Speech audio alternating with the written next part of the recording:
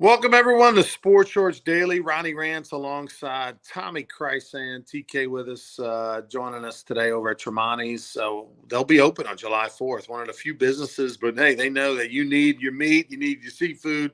Tremonti's is the mecca of all of that in Baton Rouge. And they will have boiled crabs, number one, boiled crabs tomorrow on the 4th of July, and everything else that you forget to get for the party. They will be open regular hours tomorrow morning. Nice. So go check them out right there in Baton Rouge. Of course, I'm in an undisclosed location presented by Louisiana Sports Hall of Fame, and LeBear's Casino is our presenting sponsor. I was had a great dinner last night at LeBear's, went to 18 Steak, was up there for a little business meeting, and awesome food. Great job over there at LeBear's. So you should make 18 Steak your place to go for like special events or dinners or business meetings or anything like that. Really nice high-end restaurant at LeBear's Baton Rouge. All right, so TK, first off, want to wish everyone a happy 4th of July. We obviously won't be on the air tomorrow. We'll be back on Friday, but happy 4th of July to everyone out there celebrating Independence Day. That's why I'm rocking my flag hat here. I'll be doing Rougarou and also visiting my family over on the river. New Roads. My brother Gus got a nice house he built over there, and so going to be over there with mom and family. Be enjoying that. Also going to go stop by. Casey McKenzie's putting on a concert over at the Sandbar, which is technically in Oscar, Louisiana. It's basically right outside of New Roads. If you're going to False River, you're going to pass the Sandbar. They're going to have 4 days of live music. Wednesday, Thursday, Friday, Saturday, big stage outside, boats pulling up. It's going to be packed all 4 nights. Wayne Toops is playing tonight. Paris County Lions playing tomorrow night. So go by and check them out. That's over at the Sandbar. Go give them some love. What's going on in the world of sports? I know yesterday we talked a little bit, but there's obviously some stuff came out last night that's interesting. But we'll talk about the New Orleans Saints. The over under 7.5 wins. LSU's 9.5 wins. Speaking of LSU taking on USC, a lot of people have kind of procrastinated. Like, you know what? Do I want to go? Do I want to? Yeah. And as the game gets closer, more and more people are going to want to go to LSU, USC, in Vegas, right? To one of the most beautiful indoor facilities. Great rivalry, see what this season's going to be about. USC as quarterback threw for 6 touchdowns in the bowl game. Nussmeier looked fantastic with leading LSU to a win in the bowl game. What's going to give? We're going to find out, of course, the game 1. But if you haven't made your travel, go to Mr. Fun Travel. Go check out MrFunTravel.com. I'll be traveling Mr. Fun. A lot of my friends are going to be traveling Mr. Fun. It's a direct charter flight from Baton Rouge to Vegas. I mean, you can't beat it. From Baton Rouge to Vegas, direct flight, hotel, the whole 9. Give Jason a call over at Mr. Fun Travel. It's a local, guy who does a great job with just putting together travel trips from time to time with LSU, and that's the way to go. Direct flight, Tommy. No, having to go through connections and all that kind of stuff. Boom, direct flight. Charter flight right from Baton Rouge Airport into Vegas, bus waiting to take you to the hotel. I mean, just right on the strip. Perfect. So, but over under 9.5 wins for LSU, 7.5 for Saints.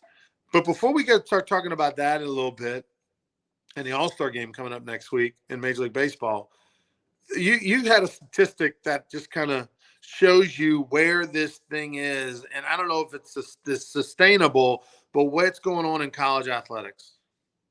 Well, they're estimating that the NIL collectives, whatever you want to call them, nationwide, counting everybody, they're estimating it to have $1.7 billion, billion, not million, in the collective, the money that's going to be given to student athletes across the country, boys, girls, doesn't matter what sport. Even if, a soccer player gets $500, whatever. It's all, and the estimate, in my opinion, is probably low, okay? Because, it's not reportable. There's no rhyme or reason that says what you got to do or not do. And, it's just, it's a mess. It's what college sports is now. And, it's just kind of like we always say, you're going to have to embrace it. It's going to be what it is. I take LSU baseball, for instance, 35 guys on a roster. every year, 20 to 24 of them guys are going to be different every year going forward. And that's not unique to LSU. That's going to be just about every school. So it's what you're going to have to put up with if you want to, still be passionate about college sports, whatever your favorite sport is. The collective, and here's the thing, is that none of this stuff is transparent, right? It's not mandatory you report numbers. It's not mandatory that anyone needs to know. I think that's number one, and that's something they could change. That it would help. I think it would also I think be and I think people would probably take a different approach. Imagine, Tommy, if your school, if your market knew, let's say Ole Miss, for example, I've behind the scenes in the NIL world, we know Ole Miss football is spending millions and millions. Ole Miss football is spending 2 or 3 times more money this year than LSU. Okay. And that's known. But what exactly that number is, I don't know. I'm hearing 17 to 20 million is what they're spending. Okay. They're all in on this year's team. If all of a sudden if everybody had to report, let's say LSU spent 7 million and this school spent that and Texas A&M spent 22, we would be able to see it'd be 2 things. You'd have certain schools where their fan base and their support group would be up in arms. I can't believe we're spending that amount of money, right? Especially if you lose. That's ridiculous that I'm and they would adjust. Or you would have others that would be like, maybe even LSU, right? If LSU's fans, if LSU's boosters, if LSU's supporters saw 1 through 16 in the SEC and was able to see exactly where they were in the pecking order, because the perception and the assumption that for LSU fans is that there's Georgia, there's Alabama, and then there's LSU. So in their mind, LSU should be top 3 in the league in recruiting, top 3 in the league in NIL, portal, whatever. The reality is LSU's not top 3 in NIL, okay? And where exactly they are is probably surprisingly low. And so I think it would maybe in LSU's case help fundraise. It would help people to give if they saw 1 through 16 a ranking and saw that, okay, down here's 3 million, up here's 23 million, and LSU somewhere around the bottom third. I think it would help people to go, oh my God, if we want to compete in the SEC, we got to get out our checkbooks and give a lot more money than what we're doing. I think in their case, it would help. So transparency would be a good thing, because I think it would shock and awe some schools into giving, some schools into cutting back to giving, and people to fully understand where this thing is and this train is going off the track and they don't really know. And I think putting it out there would be a good thing.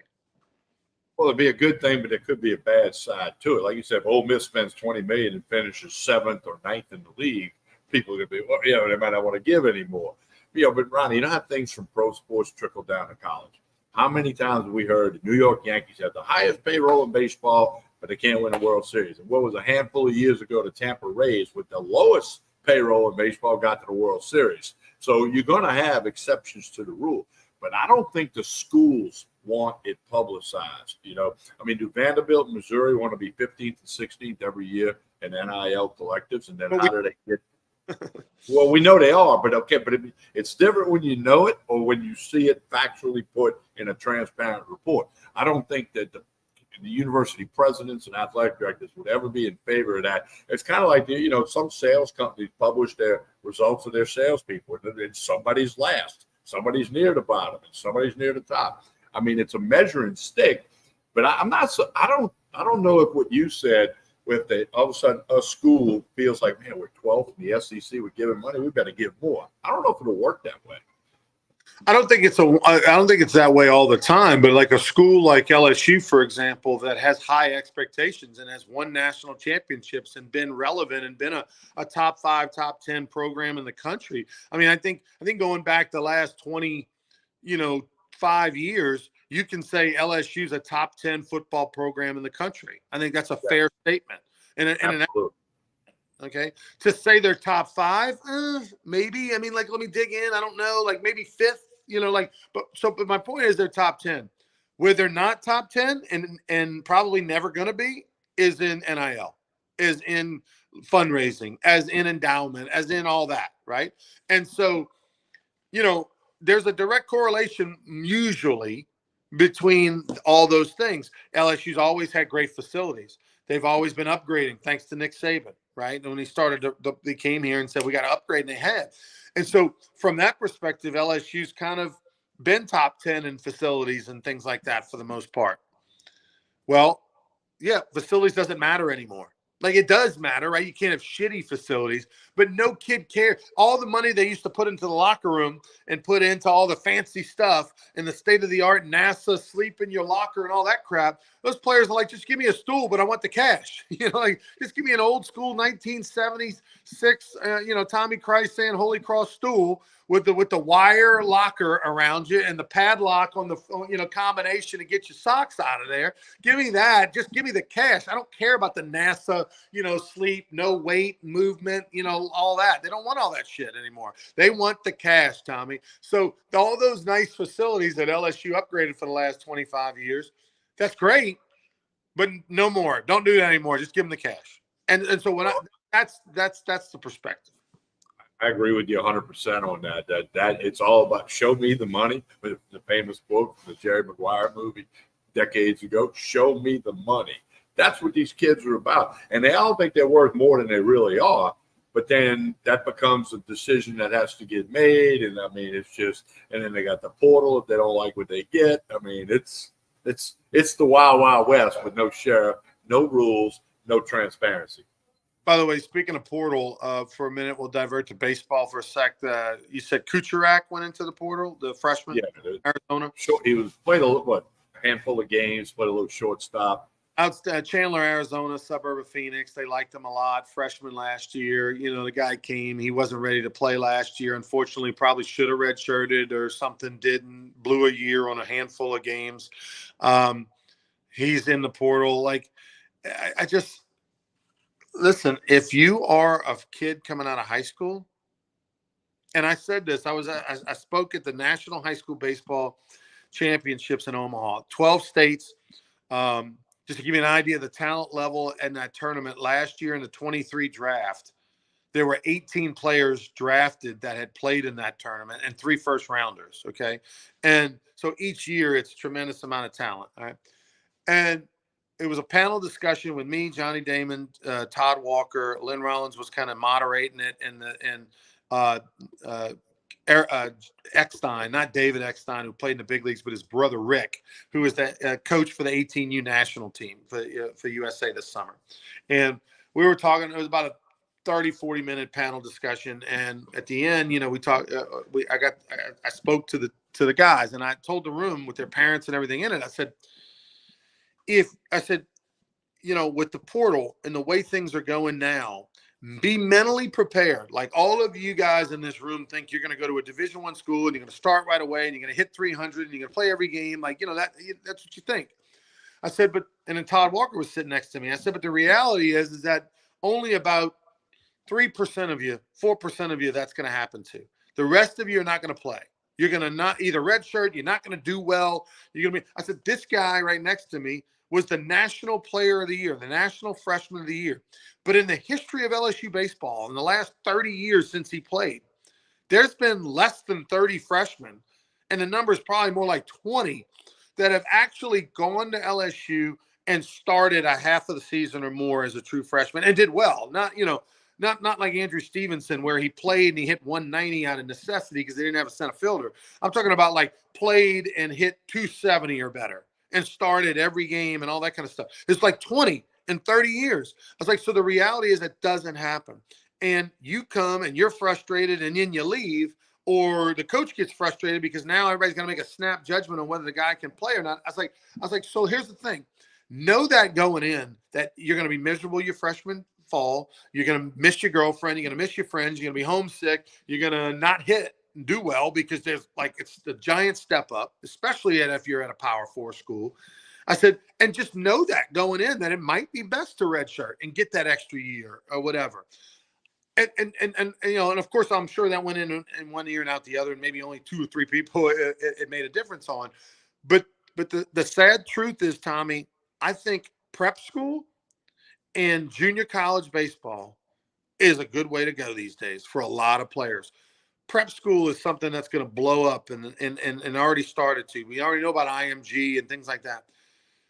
If you go to prep school out of high school, your clock doesn't start that year. You get, so you can go play, get another year older, another slight step up in competition, another opportunity to get older, bigger, stronger, and then go, jump to somewhere. Again, coaches want those 22, 23, 24-year-old players if they can get them, because statistics prove out that those are the better players and they're more successful.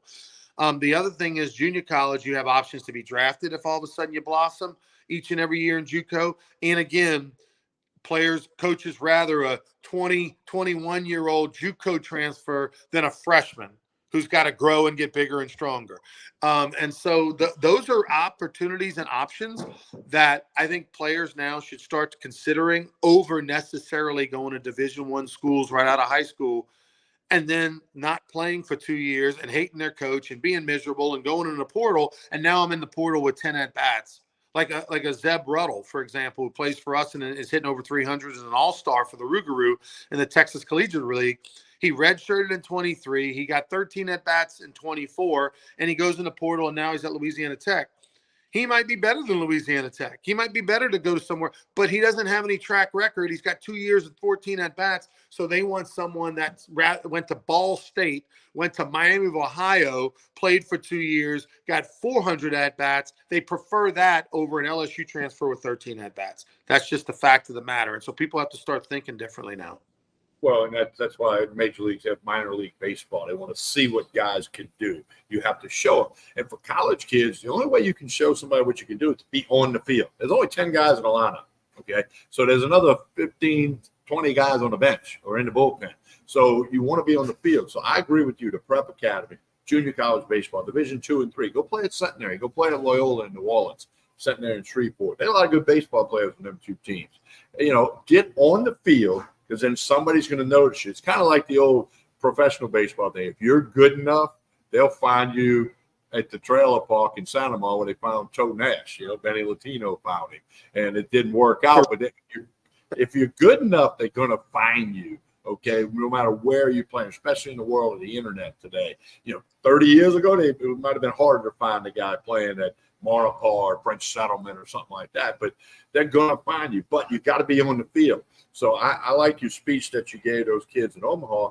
Hey, go to Division II, go to Division III, go to a prep school, go to a junior college, because then you got those draft options. The key point you made is if all of a sudden you blossom and your fastball becomes 95 or you start hitting the ball, hard every time, you're going to get an opportunity, because coaches, they want to see you do it before they think you can do it. And I remember legendary coach Joe Brokoff at Tulane. A friend of mine was playing for Joe years ago, and he was having a rough day at practice. And Joe Brokoff approached him and said, "Man, what's going on?" He goes, "Hey, Coach, I'm a game player. I'm not a practice player." And Joe Brokoff said, "Until I see you do it at practice, you're not going to be in the game." Okay, that's the mentality of coaches. Until they see you do it, they see. Like I had a kid tell me in travel ball years ago, he could throw a knuckleball. So, yeah, let's go to the bullpen. He threw it. I went, whoa. I said, all right, can you do that again? Can you keep doing it? And then we called it all summer long because he can do it. And he just was on the LSU Unis National Championship Division II junior college team, and he threw a knuckleball. So, I mean, once I saw that he could do it, then I was willing to let him do it in a game. But he couldn't just tell me that. Same principle. But these kids, baseball collegiately, for the high school kids, you're the ones under the most pressure because they hadn't seen you do it or seen you do it against good enough competition. That's the other thing. I know guys that were playing single A baseball and batted 650, but they didn't go against a single pitcher that could have got them out. Basically, they get themselves out. That's what it is. That's where we're at now. The lower level division, and no disrespect to Southland Conference, but the Southland Conference could be used as a junior college for the high end player. And what I mean by that is a better entry may be go into McNeese or Nichols to play for a year or two and become a dude. And then you can jump to anywhere you want. Because if all of a sudden you go hit 310 and play every day at second base and have a good glove, you don't have to stay at Nichols. you can transfer and go to a Power Four school, and they would rather take a player from a proven Division I than a JUCO. It's less of a jump because they know if you play at Nichols, yeah, the Southland Conference, you're going to play your 30 games, but we also know you're playing LSU and all these other schools as well. So it's better than junior college by a lot going to a Southland Conference school, but at the same time, you can get on the field. If you're Zeb, for example, he goes to ULM or he goes to Southeastern.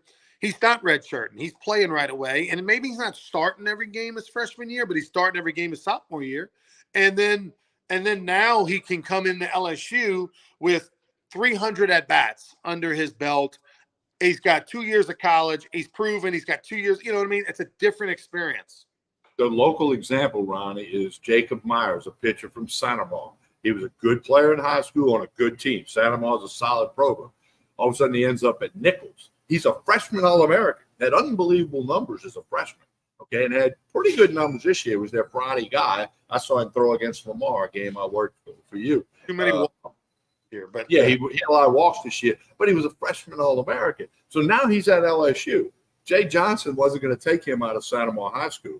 But once he saw what you just said, he did it at the Division I level in the Southland against 30 Southland Conference games, and they played LSU and they played Tulane and they played other ULL. They played other people during the week. I mean, that's the example that you just made, and it fits locally with a kid who's going to be on LSU's roster next year. And how it plays out, we'll have to see. Yeah, and the thing is that because he had such an off-the-chart great year as a national freshman of the year in some polls, even though he didn't have as near as good a sophomore year and had some struggles at times, because he proved he can do it and he's healthy, they're going to take him because, again, every coach thinks they can fix him up. Because if he'd went from Santa Maria High School to LSU, he was not going to be a freshman All-American. No way in hell. Right. Right. No, it's a different way of thinking, and you got to check your ego. You have to be just honest with yourself. You have to say to yourself, okay, am I okay with going to Mississippi State or LSU or Auburn or A&M or whatever and not playing? Will I be happy if I go there and I have 3-4 years and I'm on the team and maybe I play eventually, but can you be happy there and not play because it's your dream school and everybody gets to tell their friends you go to A&M or whatever? Is that enough?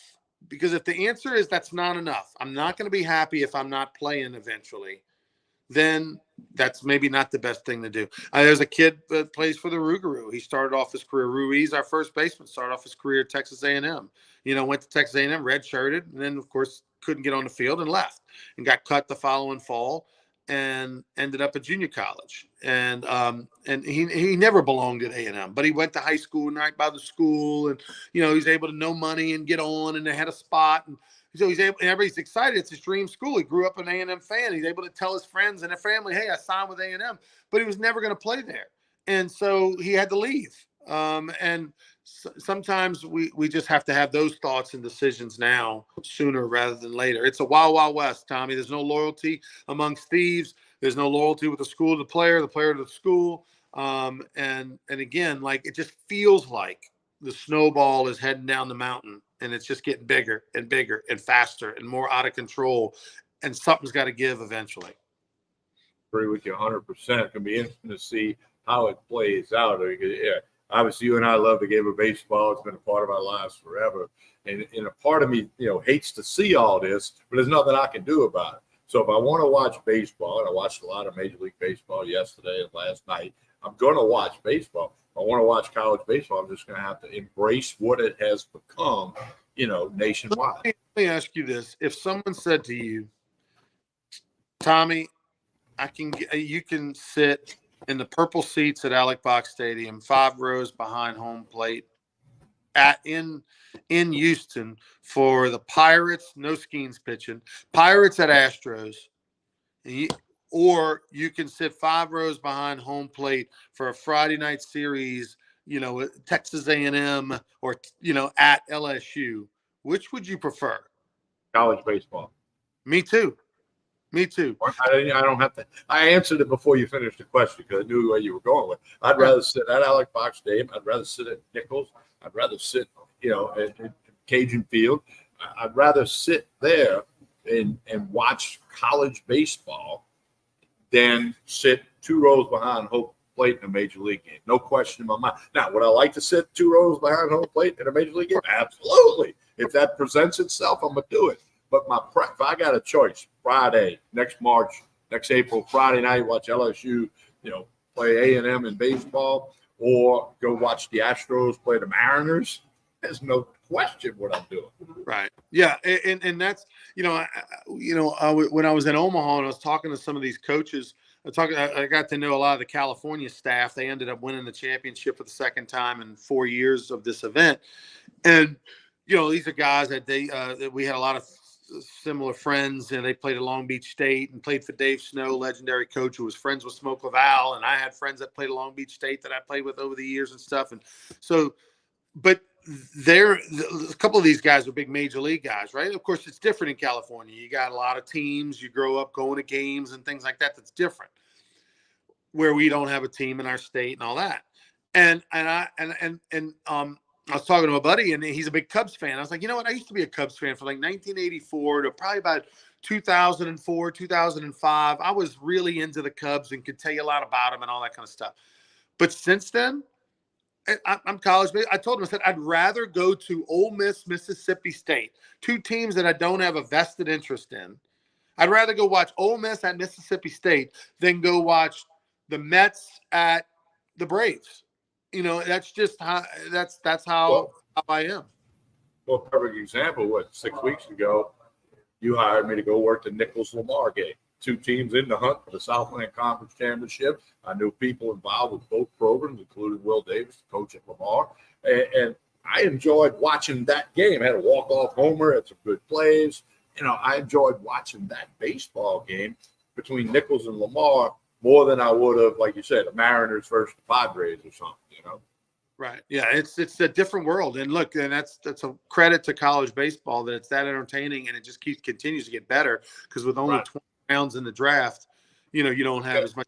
We got a good question here from Jamie. Should the NCAA have a rule similar to the pros about contacting a coach under contract within the same conference? Well, Jamie, I don't know if you can put a rule in, because there's ways to contact a coach without a direct contact. That's what happens, okay? It's like me calling Ronnie saying, hey, Ronnie, would you be interested in going to work for Fox Sports? They want to offer you a big contract, but if you're not interested, I'll let them know. And then Fox Sports, you say, we never talked to Ronnie Rance. They talked to Tommy Price. So that's what happens, Jamie, on that. Now, like Jay Johnson said, when asked about the Texas job, in his contract, he cannot be contacted unless Scott Woodward knows he's going to be contacted. But that means by the University of Texas or Texas A&M or whoever it might be. It doesn't mean that, Ronnie Rance from Austin, Texas can't call Tommy and say, hey, don't you know Jay Johnson? Why don't you filter this question by him?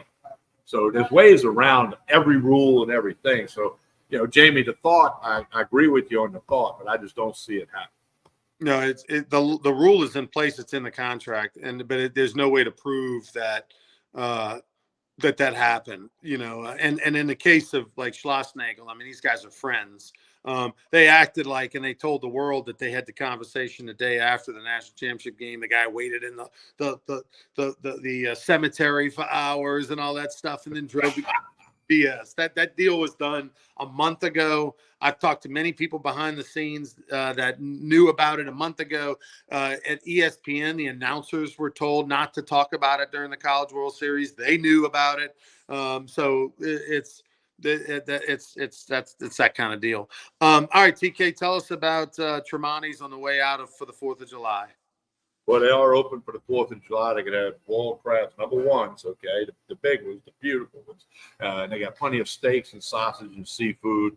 They will be open 4th of July. You need something for that. In fact, you buy a dozen hamburgers, you get half price off the second box of hamburgers. That's a deal going on all week here at Tremonti's. And, of course, their burgers will be featured Saturday night at the Rougarou game when they play host to Acadiana. Cheeseburger Paradise, Tremonti's burgers. Everybody eats them out at the Rougarou game, loves them. And so stop by Tremonti's today. They will be open on the 4th tomorrow. They'll be open all weekend. A lot of people celebrating the 4th on the weekend. Tremonti's got everything you need. Yeah, half price cheeseburgers, half price margaritas in a can, and all that stuff on Saturday. We'll be wearing the Hawaiian shirts and giving out lays at the gate. So stop on by. Free tickets, by the way, thanks to Red Stick Roofing. Free tickets this Saturday night. We've never done that before, giving out free tickets on a Saturday night Rougarou home game. But thanks to Red Stick Roofing, we are going to be doing that this Saturday. So no excuse not to come out. I mean, we're going to give you tickets. We're going to give you half-price cheeseburgers, the whole gambit. Going to give you all kind. Going to be playing some great throwback music and having a great time. So hope to see you. 7 o'clock is the first pitch Saturday and Sunday. We've got home games as well. And you can watch Rougarou players in the All-Star game tonight with Seguin, Texas. Go to TexasCollegiateLeague.com. That's where you can watch all the games, but you can watch several Rougarou players in action in Louisiana versus Texas in Seguin, Texas tonight. TexasCollegiateLeague.com. And, of course, we want to see you out at the park Saturday and Sunday for the home games. All right, we'll be back on Friday for more Sports Shorts Daily. Until then, happy 4th of July. Happy 4th of July. Enjoy yourselves. To be safe, and we'll see you on Saturday. Have a good one, everybody.